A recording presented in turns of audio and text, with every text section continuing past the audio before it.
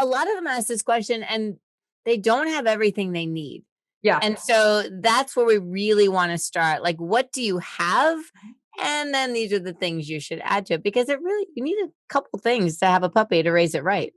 And also there's a lot of things that you just don't need in the beginning that like well-meaning friends and families, and God forbid you Googled it. This is our initial shopping list of things that you definitely want to make sure you have either before the puppy comes home or in that first week, what you should make sure you get.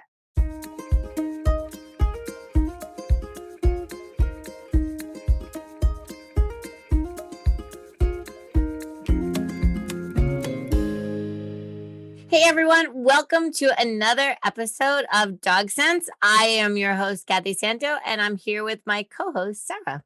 Hey guys, this is one of our favorite topics and one that we talk about literally every day with our students. It's true. Like every single day we get phone calls and emails and then the in-person questions about what should I do with my new puppy? I've had him 24 hours. Yeah. Oh my gosh. And the first thing I think of, Sarah, is, well, the first thing you're going to do this week is you're not going to sleep. Yeah. just be prepared. Put sleep out the window. You'll be fine. You're just not going to sleep at all. A lot of them ask this question and they don't have everything they need. Yeah. And so that's where we really want to start. Like, what do you have? And then these are the things you should add to it because you need a couple things to have a puppy to raise it right. And also there's a lot of things that you just don't need in the beginning that like well-meaning friends and families, and God forbid you Googled it. Like this is our tried and true list after raising hundreds, if not Kathy, tens of thousands of puppies. This is our initial shopping list of things that you definitely want to make sure you have either before the puppy comes home or in that first week, what you should make sure you get. So for us, you absolutely have to have a crate. We want that puppy safe when you're sleeping and you can't watch it. We want that puppy safe when you leave the house. We also want the puppy to take frequent naps. So we like to put them in the crate. It's like putting your child in a crib to go to sleep. It's not a prison. It's not a pen. And we actually have a way to teach puppies to love their crates. So they go into it voluntarily at some point in their puppyhood. And that's how much they love it. We also like playpens.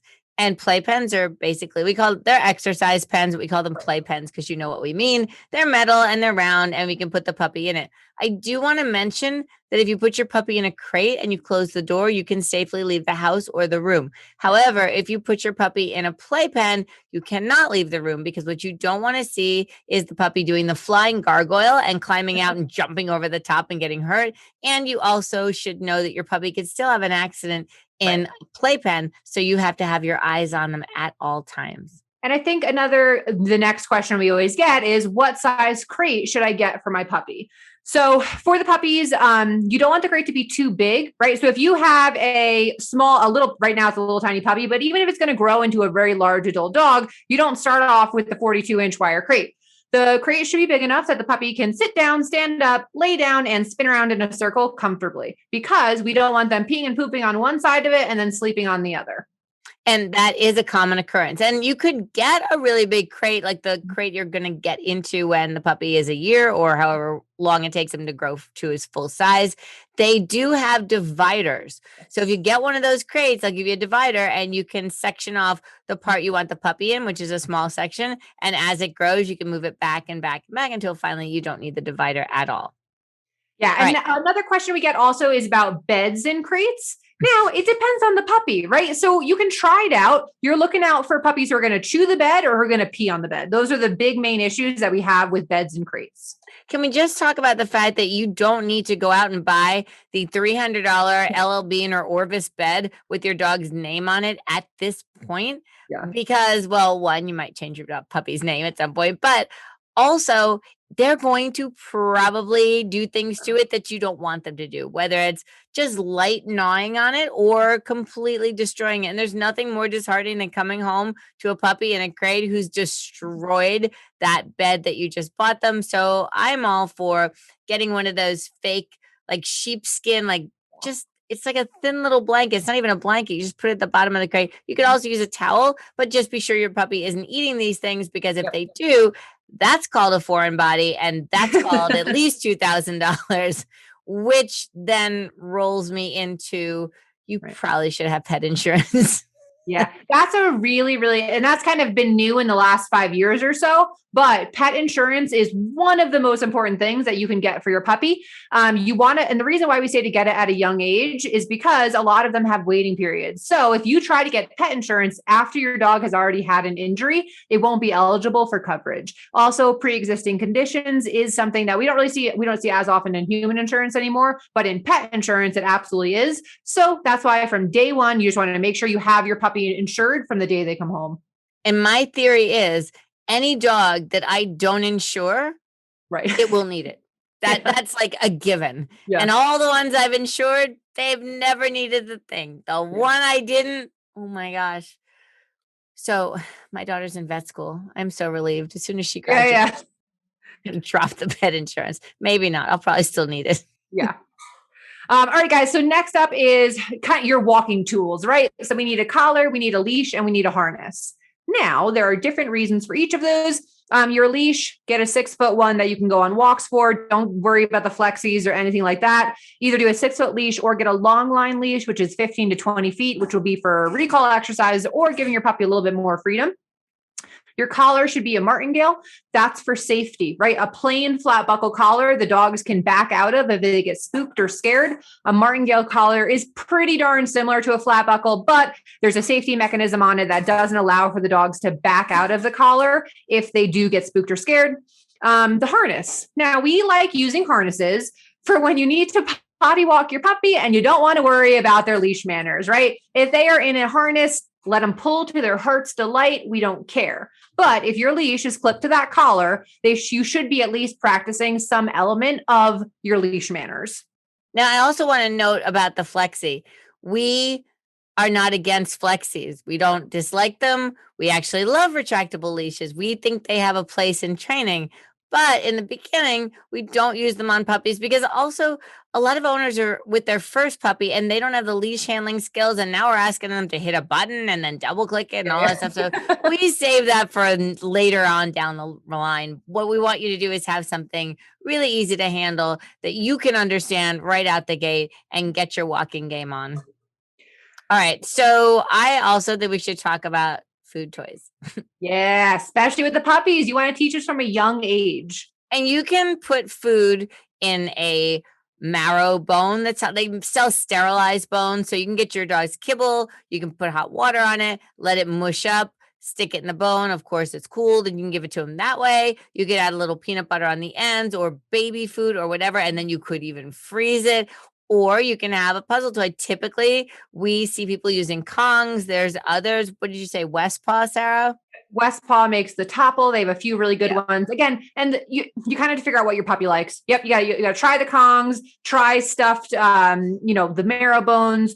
There's like flat, what are they called? Slow feeder bowls. Sometimes puppies love those. So kind of try out a variety of food toys. But we want to teach that problem solving skill and also the frustration tolerance from a young age with the puppies. Yeah, and it's super important because then they get a brain and body workout.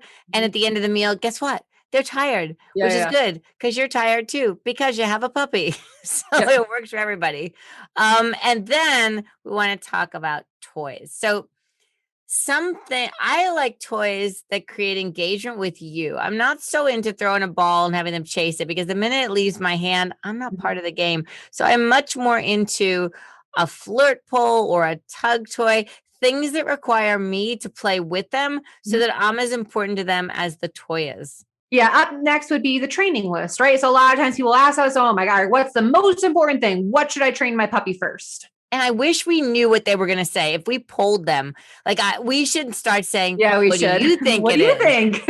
And they're going to say, stop chewing on me, stop peeing on the rug. But we're talking about commands, like formal commands. And we believe the most important thing is their name. Yep. Because if they don't respond to their name, how are you going to get them to do any of the other things that you taught them, like sit or down, because you can't get their attention. So we want a dog who hears their name and has this emotional conditioned response to being like, yippee, and running to you to find out what amazing thing is going to happen next. Yeah. Next up is a little bit more of a life skill, but leash walking, right? So now we're not talking about teaching the first week home, your puppy, you're teaching them a formal heel. What we're talking about is regular leash manners, right? Don't pull on the leash. Basically, you need to make sure that you're teaching your dog. If you pull, you're not going to get to go where you want to go on a leash. And that's something that you want to make sure from day one, you're not teaching the puppy, oh, if you pull towards that tree, I'm going to let you go run towards it. And sometimes, and again, it depends on the puppy. And this really isn't about training today. It's more about like the first week. But I think when you're on a walk with your puppy, if you randomly but frequently run backwards and say their name, and when they get to you, they get a little piece of chicken or turkey or sausage or whatever. When you start to step back, your puppy is peripherally going to notice you backing up and say, that means something awesome, and then come after you. So what you're doing is you're creating the idea that you are the most engaging thing on the walk, which you really should be. Yep. Next up would be impulse control games or bull games, right? So teaching them how to earn their meals, right? So teaching them not to go diving after food in the ground, not to grab treats out of your hand rudely, because in training, you're going to be delivering food with your hand, right? We want to teach those life skills, not to grab it, like shark it out of your hand from day one. And then the next thing would just be collar grabs, because again, there's going to be a lot of instances where you need to grab your dog's collar. We want to make that a positive, appetitive response to having their collar grabbed from day one. We have a student's puppy that we had at Fast Track today, and that puppy is, I guess, like 12 weeks old, and it has a very strong oppositional response to anybody reaching for its collar. And that's a problem because you got to reach for the collar to put the leash on, yeah? And so when you want to groom it, you want to do anything around the neck, the dog is like, no, you can't do that. And it's using its mouth to try to convince us that we shouldn't be doing it. So we're working on counter conditioning that, but I don't think people realize how many times they need to grab their dog's collar. You need to grab it to put the leash on. You need to grab it to save its life if it's running out a door without a leash on. You need to be able to grab it to move it away from a situation you'd like it to leave. And additionally, when you are doing formal training, when your dog breaks a sit stay or a down stay or gets off a place, you take them by the collar and you guide them back. And if there's any resistance to that, then you're going to have problems. So this is a big one, guys. Even if you've never heard of collar grab, those are all the reasons it should be at the top of your training list. Mm-hmm. All right. So up next, the next questions we usually get is about socialization. Yeah. And people are always worried that they don't have enough or they have too much. And I think Sarah and I are kind of midline with that. We want your puppy to be optimistic about every interaction that he has with people and dogs, but we don't want the primary objective of every time you take him out to meet new friends, whether they have 4 legs or 2 legs, because that creates disengagement from you. So we want to let the puppies explore and have opportunities to meet people. And it'll be little brief situations, but there'll be situations that we approve of. So if I see 5 kids running towards my puppy, I'm 100% of the time going to pick that puppy up and not let the interaction happen, because that puppy could easily be overwhelmed and then imprint, especially at a young age, that kids are scary. And then I've got too much training I have to handle on the back end. So I just rather not have that happen. Yeah. When we talk about socialization, a lot of times we're talking about just neutral exposure to all of the different things that they're going to see, even as adult dogs. So also proper socialization can be different for each dog, depending on what kind of life you're going to live with them. So within that first week, you can also start making a list for yourself.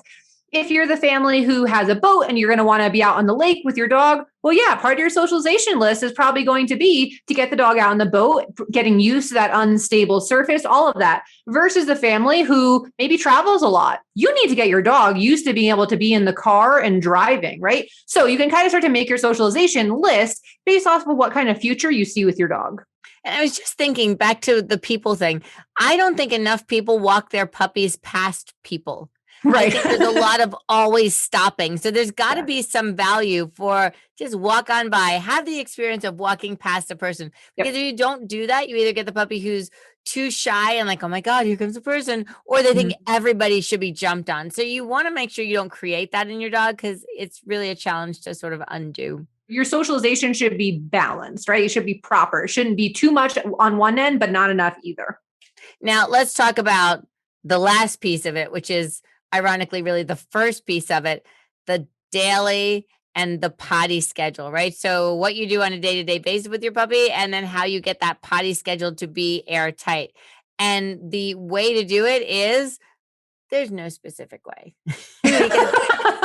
Sorry, everybody has a different lifestyle, right? So like a loose schedule is you wake up early, probably earlier than you used to, except if you're me. And you take the puppy out of the crate, you pick it up if it's small enough, you clip a leash on, you carry it to your potty area, you put the puppy down. When they produce, they come back in. They could be in the X-Pen supervised or they could be in the crate, and then you feed them. Hopefully you're feeding them through training games, but if you can't, you can feed them in a food puzzle. If you can't do that, you can just feed them in a bowl, and then they go out to potty again. And then your day might be different than mine. If it were me, then I'd take my puppy to school with me, and the puppy would hang there for however long I was at the school, and then they would come back. There's a lot of potty time throughout the day. Depends on the age of the puppy. When they're really young, it could be every 20 to 30 minutes. As they get older, it stretches. Then they have adventures. They go on walks. They hang out with me. They get some training. It really varies. But what I've been doing for students lately, Sarah, is especially the ones who are working from home and the kids are still home. It's not quite back to school time yet. I'm giving them 3 or 4 sample days. Yeah. So it looks like this today. It looks like this tomorrow, just so they're not to be the same thing. It's not Groundhog Day, because the problem with that is then they go back to work or they go back to school and the puppy is like, whoa, this is wrong. I want my schedule back. And it's really hard to undo that. Yeah, absolutely. You have to, again, if you're still working from home, but you know you're going to be going back soon, or again, the kids are going to be going back to school, make sure that you're practicing that. All right. So we don't have enough time in this podcast to go over everything, and I just had to stop myself. So let's talk about it. So we have an online puppy prep course, basically, right? Where we go super in depth on all of these different topics. We'll put the link to that in the show notes for you guys. We're also going to put a free basically a little ebook called the Perfect Puppy Checklist that also kind of gives you written kind of resources for everything that we went over in here as well. So a lot of this is personalized, right? So kind of take all of our feedback, all of our advice from this episode, check out the Perfect Puppy Checklist. And also if you want more information, join our puppy prep program. But really the kind of the lifestyle that you want to create for your puppy is individual, right? It's kind of based off of what you are going to do with your puppy each and every day. Right. And keep your future projections in mind, right? Right. You're like, I plan on summering at the beach. We'll make sure that dog is familiar with that. Those first 16 weeks are super important because you can make a lot of headway on things the dog might not like. They tend to be really optimistic at that age. So that's the time, those first 16 weeks, where I like to introduce my puppy to things that are going to come soon. Like, somebody in a wheelchair who I'm going to see in 6 months. Well, I'm going to put my puppy in front of wheelchairs right now so you can get used to them. I actually had a student who brought me her puppy in April, and she said her uncle lives in California. He's in a wheelchair, and the puppy at that point was 10 weeks old. And I said, girl, you need to go rent a wheelchair and roll around the house in it. And she did. And we put cheese on the wheels. And now the puppy may love wheelchairs too much, but that's okay. We can fix that.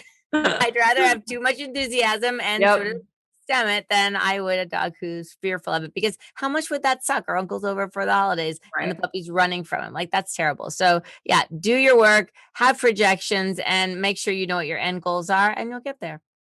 Absolutely. All right, guys. So that's it for this episode of Kathy Santo's Dog Sense. Thanks again so much for joining us for this episode. We'll hope you join us for the next ones. If you have comments or show ideas, you can reach us by emailing us at info@kathysanto.com. And then, as always, like we mentioned in the beginning, if you like what you hear, jump over to whichever subscription service you download from, rate, subscribe, share it with a friend. Basically, we just want to help spread the word so we can continue to create an awesome community of dog lovers and learners. All right, guys, have fun with those puppies. We'll see you soon.